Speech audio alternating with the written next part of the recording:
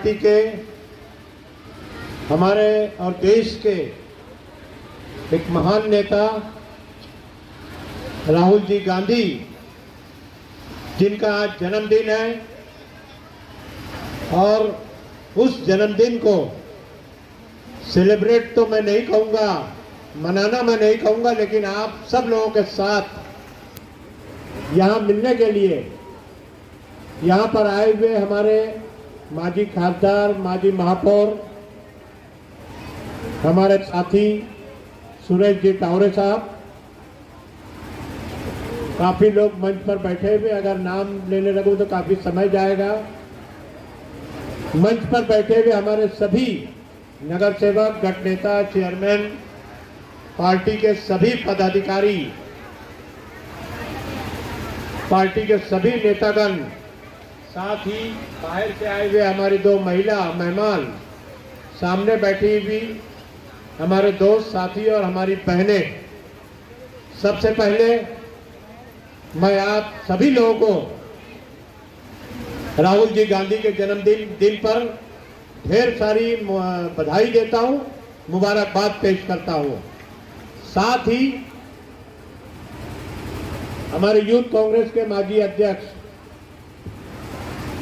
अरफात खान साहब का शुक्रिया अदा करूंगा कि इस मौके पर उन्होंने इतना अच्छा कार्यक्रम रखा और यहाँ पर इतनी बड़ी तादाद में हमारी बहनों को जमा किया है हमारी बातें सुनने के लिए। इसके लिए मैं उनको धन्यवाद कहूँगा, शुक्रिया अदा करना चाहूँगा। बहनों और भाइयों, महिलाएं जो हैं, हमारी बहनें जो हैं, ये हमेशा से कांग्रेस की एक ताकत रही है और हमेशा आपने देखा है कि कांग्रेस पार्टी जो है सबसे पहले अगर किसी का ख्याल रखती है, इस पार्टी ने 70 सालों में तकरीबन 62-63 साल इस पार्टी ने हुकूमत किया देश पर, और आप देखेंगे कि इंदिरा गांधी से लेकर पंडित जवाहरलाल नेहरू से लेकर राजीव गांधी तक और मनमोहन सिंह का दौर आया और सोनिया गांधी तक, आपने देखा होगा कि जब जब गरीबों पर, मध्यम वर्ग पर, छोटे लोगों पर कोई मुसीबत आती है, तो अगर कोई लड़ाई के लिए आगे आता है तो ये सिर्फ और सिर्फ कांग्रेस पार्टी है। आपने देखा कि हमारे मुख्तार भाई, नोमान भाई यहाँ पर बोल रहे थे, मैं सोच रहा था कि हम लोग जो है भिवंडी शहर में आगे इलेक्शन आ रहा है, म्यूनसिपलिटी का इलेक्शन आ रहा है, उसके बाद आमदार के खासदारकी का इलेक्शन आएगा, पार्लियामेंट का इलेक्शन आएगा, असेंबली का इलेक्शन आएगा, और स्टार प्रचारक हम ढूंढ रहे थे। 2 अच्छे स्टार प्रचारक हमको यहाँ पर दिख रहे हैं, मैं इन्हें मुबारकबाद पेश करता हूँ। लेकिन जो बातें इन्होंने कही, ये कह रहे थे कि जब से बीजेपी सरकार आई है 2014 से, जितनी भी स्कीम ये लाती है उससे आवाम परेशान होती है। नोटबंदी से लेकर आप जितनी भी देखिए, और अभी भर्ती के नाम पर, नौजवानों को नौकरी देने के नाम पर जो अग्निपथ की स्कीम लाई है, इसमें जो है पूरे देश में आग लगी हुई है। आप देख रहे हैं कि पूरा बिहार जल रहा है, पूरा उत्तर प्रदेश जल रहा है, आंध्र प्रदेश, तेलंगाना जल रहा है, उड़ीसा और बंगाल जल रहा है, क्योंकि नौकरी देने के नाम पर ये लोग जो है नौजवानों के साथ धोखा कर रहे हैं। लेकिन इन्होंने एक बात और कही, या तो सरकार नहीं समझती या हम नहीं समझते। ऐसा कुछ नहीं है, सरकार जो है सब समझती है, सरकार सब समझती है, और इसने एक तहैया कर लिया है। आप देखिए, जब से सरकार आई है महंगाई बढ़ते चली जा रही है।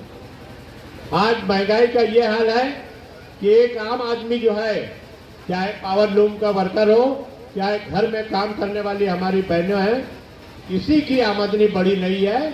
बड़ी आमदनी किसकी है? अंबानी और अडानी की।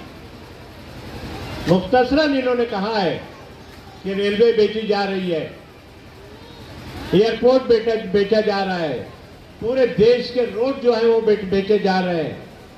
जो संपत्ति, देश की दौलत पंडित जवाहरलाल नेहरू ने, इंदिरा गांधी ने, राजीव गांधी ने जो देश की बड़ी बड़ी कंपनियां बनाई थी, उन कंपनियों को ये लोग बेच रहे हैं, देश का सोना बेच रहे हैं। और ये किनको बेच रहे हैं? अडानी और अंबानी को।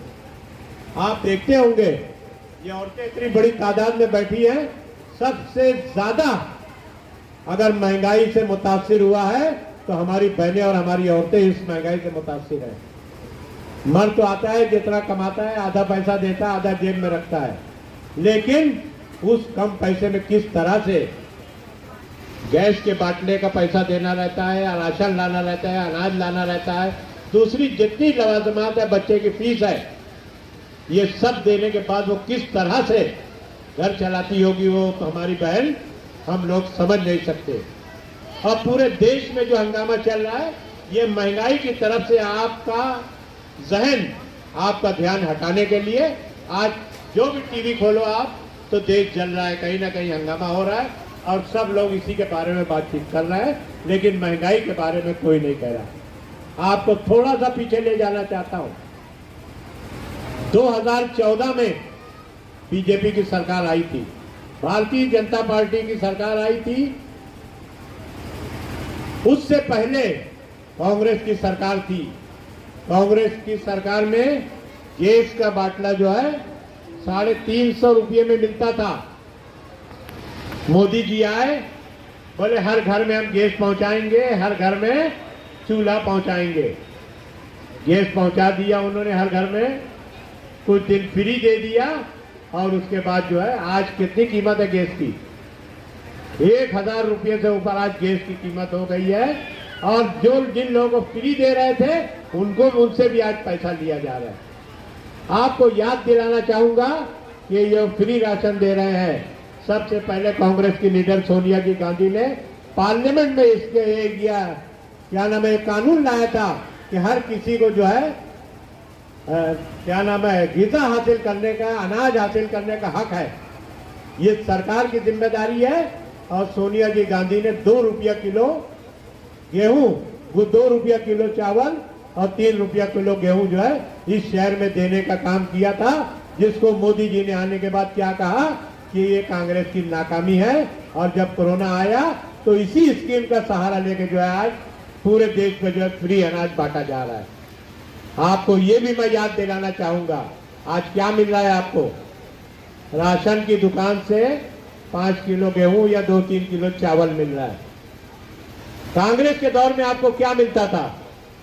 आज आपको मालूम है? घासलेट मिल रहा है आपको। आधा हिंदुस्तान घासलेट लाके अपने घरों में जो है चूल्हा जलाया करता था।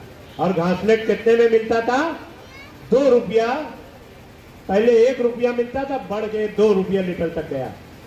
कांग्रेस के दौर में जो है 2 रुपया किलो घासलेट, 2 रुपया लीटर घासलेट मिलता था, ताकि गरीब जो है अपना चूल्हा जलाकर अपने घर खाना पका सके।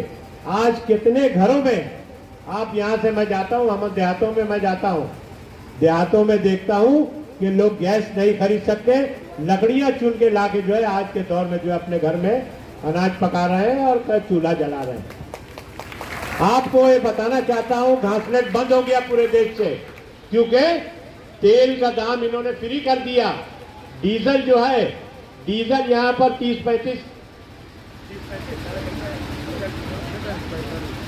45 रुपये में डीजल मिलता था, 50-52 रुपये पेट्रोल मिलता था। आज डीजल को खुला कर दिए और कमा कौन रहे? अंबानी और अडानी कमा रहे हैं। और आज 6 सालों के अंदर 70 साल में डीजल कहां पहुंचा?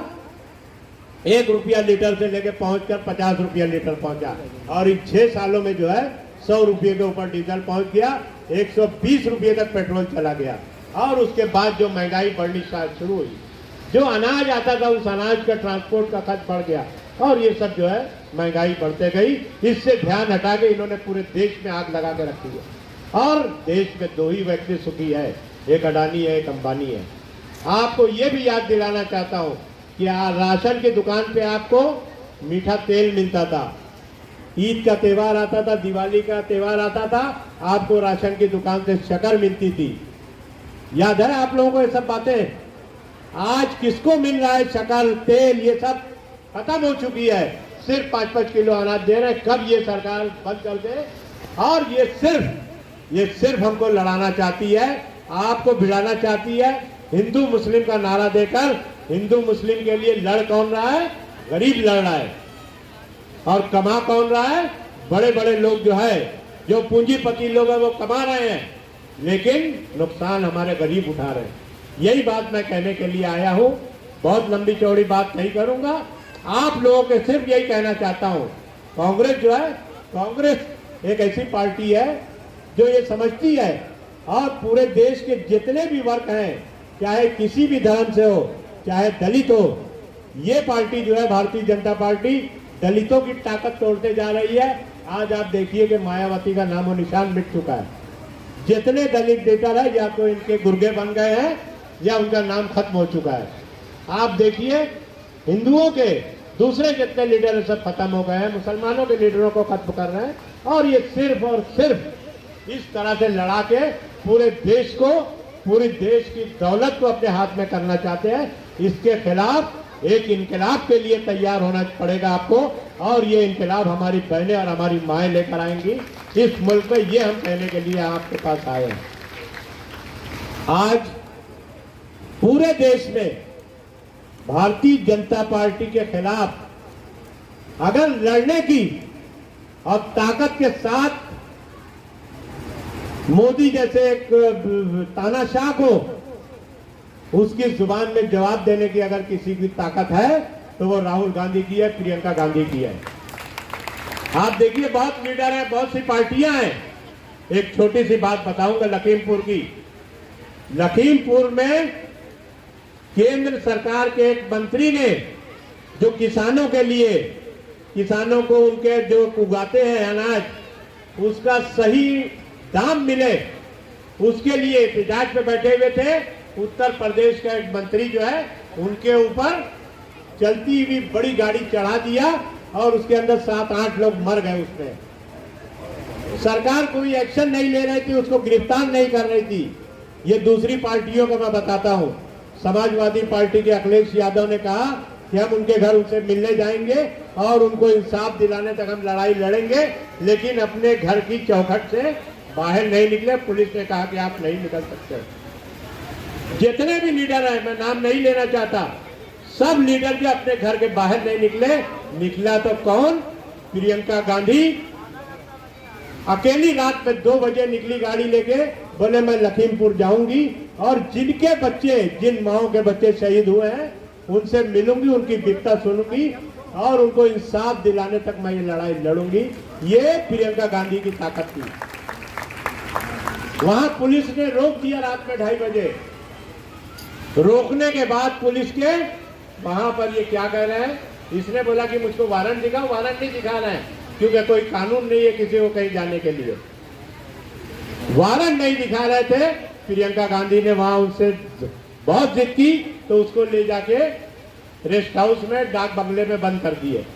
उसने वहां कहा कि इस डाक बंगले में मैं रहूंगी लेकिन घर वापस नहीं जाऊंगी जब तक उस खानदान से मिलूंगी नहीं।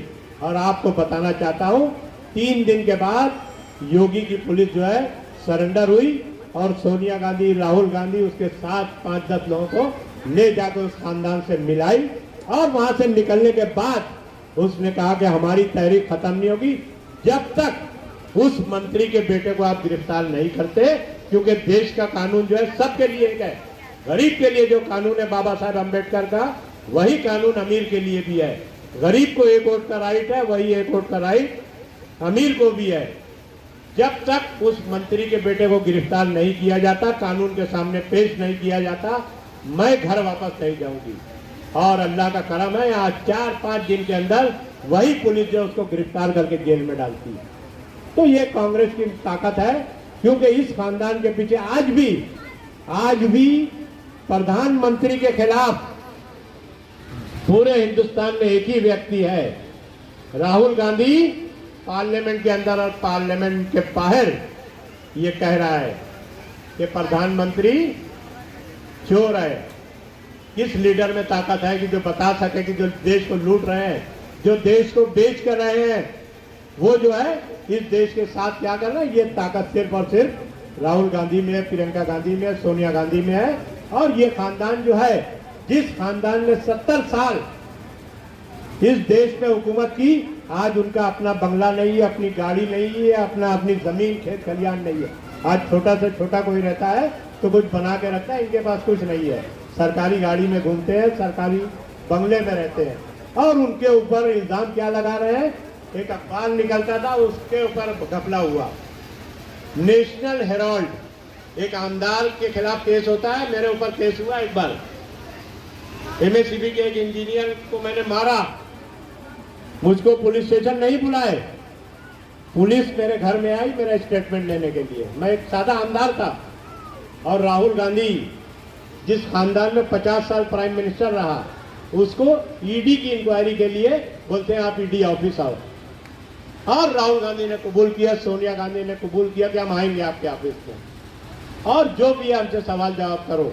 और पूरा देश आज जो है सड़क पे है, आज कांग्रेस जन जो है सड़क पे है कि इतनी बड़ी व्यक्ति को आप जो है 4-4 घंटा बिठा के, और उसको ये लोग दबाव डाल रहे हैं कि ये जो है जिस लड़ाई का भारतीय जनता पार्टी को अगर किसी से डर है तो सिर्फ और सिर्फ कांग्रेस से डर है, और वो डर जो है अल्हम्दुलिल्लाह अच्छा है, और एक दिन यही डर जो है भारतीय जनता पार्टी को लेके डूब जाएगा और इस देश से इनको बाहर निकाल देगा। मैं यही कहने के लिए आया हूं, समय काफी हो गया है।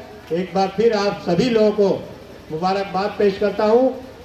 ये महानगर पालिका का इलेक्शन अभी लगने वाला है, 2-4-6 महीने में होगा। यहाँ पर हम लोग आएंगे आपके पास और तफसील से बात करेंगे, एमपी एमएलए के इलेक्शन में भी आएंगे। लेकिन मैं कहना चाहता हूँ एक बड़ी तादाद यहाँ पे जमा है। यहाँ पर इससे पहले भी आप लोगों ने कांग्रेस की हवा जो यहाँ से चली थी, तो शांति नगर तक ये हवा चलती गई। यहाँ पर दूध बौड़ी है, थोड़ा सा आगे जाओ तो दीवान शाह दरगाह है। तो यहाँ से जो हवा आप चलाएंगे वही चलेगी पूरे शहर में, और कांग्रेस की हवा जो है चलाएंगे इंशाअल्लाह ताला। हमारे कुछ मंसूबे हैं, इससे पहले जो करप्शन हुआ हम तो उस करप्शन में नहीं जाना चाहते, लेकिन ये तकरीबन 1000 करोड़ रुपए का बजट है इस म्यूनसिपलिटी का। हम चाहते हैं, कांग्रेस पार्टी चाहती है, ईमानदारी के साथ यहाँ पे रहेंगे, और ईमानदारी के साथ आपको जो घरों में नल में पानी मिलता है हमको बर्दाश्त नहीं है, हम इसको कबूल नहीं करेंगे आगे कि 1500 से 2000 रुपया हर घर वाला पानी का बिल भरे। हमारी सरकार आएगी, हम पानी का रेट कम करने वाले, आधे के करीब हम लाके इस रेट को देंगे। हम कांग्रेस पार्टी हम चाहेंगे कि हम घरपट्टी में भी कमी लाएं। आपको हमने एक उदाहरण यहाँ पे दे दिया है, क्या नाम है, एक सैंपल के तौर पे हमने यहाँ दे दिया है। आप देख रहे हो पिछले 10 साल से जब कोई काम कराने के लिए आप जाते थे म्यूनसिपलिटी में, तो क्या कहते थे कि फंड नहीं है, पैसा नहीं है म्यूनसिपलिटी में। एक गटर बनाने जाते थे, बोलते थे पैसा नहीं है। एक रोड, पूरा रोड खड्डे का ढेर हो गया था। ऐसा लगता था किसी लीडर ने यहाँ धोबी तालाब स्टेडियम में तकरीर करके गया, भिवंडी आने के बाद ऐसा लगता है कि किसी ने बम गिरा दिया हो। और आपको बताना चलूं कि मैं अध्यक्ष बनने के बाद हमने 2 मोर्चा निकाला। सेकंड मोर्चे में हमने म्यूनसिपलिटी के गेट पे ताला लगा दिया, और ताला लगाने के बाद कमिश्नर ने हमसे बात की और हमको उसने प्रोग्राम दिया कि आप रोड की लिस्ट दे दीजिए। हम अगले 6 महीने के अंदर ये सभी रोड जो है बनाने का काम करेंगे, और अल्हम्दुलिल्लाह भिवंडी के जितने रोड की हम लिस्ट दिए थे वो सब रोड जो है आज भिवंडी शहर में रिपेयर हो गए। मैं यही कहना चाहता हूं, 10 साल से आपके पास पैसा नहीं था, तो 6 महीने में पैसा कहां से आ गया? ये बात आपको सोचने की जरूरत है। आप सभी लोगों को किसी भी उसमें आप आना नहीं। आखिर में एक चुटकुला बोल के, क्योंकि आपके पास बहुत लोग आएंगे, और आपके वोट की जो ताकत है उस ताकत को आप लोग समझिए। मैंने पहले कहा कि एक वोट आपका है, एक वोट मेरा भी है, एक वोट टावरे साहब का भी है, और अडानी और अंबानी और प्राइम मिनिस्टर को भी एक ही वोट देने का अधिकार है। ये बाबा साहेब अम्बेडकर के संविधान ने ये हमको हक दिया है। लेकिन आप लोग अपने वोट को किसी भी हाल में जो है बेचने का काम मत करना। आप बोलिए कुछ भी, आप गुप्त मतदान होता है, आप अंदर जाइए, अंदर जाके आपने किसको वोट दिया है ये तो आप जानते हैं या आपका अल्लाह जानता है, आपका भगवान जानता है। लेकिन आप बाहर निकलेंगे तो भारतीय जनता पार्टी वाले बोलेंगे कि आपने किसको वोट दिया, तो आप यही कहना कि भारतीय जनता पार्टी से अच्छी कौन सी पार्टी है जिसको हमने वोट दिया। समाजवादी वाले दिखेंगे यही जवाब दिया। लेकिन आपने किसको वोट दिया है ये आप और आपका अल्लाह जानता है, आपका भगवान जानता है। तो आप दिल की ज़मीर की आवाज़ पे आप अपना वोट दीजिए और सही व्यक्ति को। हम कांग्रेस के लिए वोट मांगने के लिए आए, लेकिन कहीं आपको लगता है कि कांग्रेस पार्टी आपके साथ इंसाफ नहीं कर सकती, तो आप जो है आप विचार कर सकते हो उसके बारे में। एक चुटकुला बोल के मैं अपनी बात खत्म है। उनके बारे में एक व्यक्ति जो है नकली नोट छापने का काम करता था। आप देखते हो ना अभी जो नोटबंदी का किसी ने लाया, ब्लैक मनी निकालेंगे और 20 की नोट वो छापने के लिए उसके मालिक ने एक बच्चे को दिया कि ये 20 की नोट 2 का और 0 का इंदसा लगा देना और 20 की नोट छाप लेना और ये हम लोग जो है चला देंगे नकली नोट। लड़का पढ़ा लिखा नहीं था, अंदर गया, उसने 2 की बजाय 3 का हिंदसा लगा दिया। अब सुबह जब मालिक आया तो जितनी नोट छप के निकली, कितने की थी सब नोट? 30 रुपये की नोट सब छप गई। अब 30 रुपये की नोट चलन में है यहाँ हिंदुस्तान में? नहीं है ना चलन में 30 रुपये की नोट की है चलन में? नहीं है। अब देखने के बाद वो सोचा कि यार मेरा कागज भी गया, प्रिंटिंग भी गई, लड़के की पगार भी गई, अब ये नोट चलाऊं कहाँ? किसी ने उसको राय दी कि यूपी बिहार जाइए, देहातों के लोग पढ़े लिखे नहीं रहते, उनको मालूम नहीं कि देश में मुल्क में क्या चल रहा है, वहाँ आपकी नोट चल जाएगी। इसी तरह बिहार यूपी के गांव में गया हो, एक पान वाले की दुकान पे, एक पान वाले से कहा कि 30 रुपये का छुट्टा दे दो। पान वाले ने ऐसे पलक में उसकी नोट देखा, देखने के बाद उसने अपने ड्रॉर में डाल दिया। इसका दिल खुश हो गया कि मेरी 30 रुपये की नोट चल गई। लेकिन जब अंदर से वो 2 नोट निकाल के दिया तो दोनों नोट 15-15 रुपये की थी। पहले उसको 1 नोट चलाने का काम दिया गया था, अब कितना नोट मिला? 2 नोट खपाओ, जाओ कहाँ खपाएंगे। तो यही काम आपको भी करना है। जो लोग इस तरह से आएंगे उनके हाथ में यही थमाना है आपको। मोदी ने जो नोटबंदी किया, आपने पूरे दुनिया में कहीं नहीं देखा होगा कि 1000 रुपये की नोट बंद करके कितने की नोट निकाले? 2000 रुपये की। कहीं दुनिया में 2000 की नोट नहीं है, हिंदुस्तान में 2000 की नोट है। क्या बोले? काला धन खत्म करेंगे और नोट जो बड़ी बड़ी नोट है वो छोटी करेंगे और 1000 की नोट बंद करके 2000 की नोट। तो उनको वैसे ही जवाब देना होगा। आपको अपने बच्चे का मुस्तकबिल, आपकी तालीम बच्चे की, ये देख के काम करना होगा। यही मैं आप लोगों से कहना चाहूँगा। एक बार फिर राहुल जी गांधी को मुबारकबाद पेश करूंगा उनके जन्मदिन पर और दुआ करूंगा कि कांग्रेस पार्टी पर इनकी लीडर जो है एक लंबे अरसे तक कायम रहे, ऐसी मैं दुआ करता हूं। और फिर अभी जो है आप सभी लोगों को मुबारकबाद पेश करते हुए जो अपनी बात खत्म करता हूं। बहुत बहुत शुक्रिया। जय हिंद, जय महाराज, जय कांग्रेस।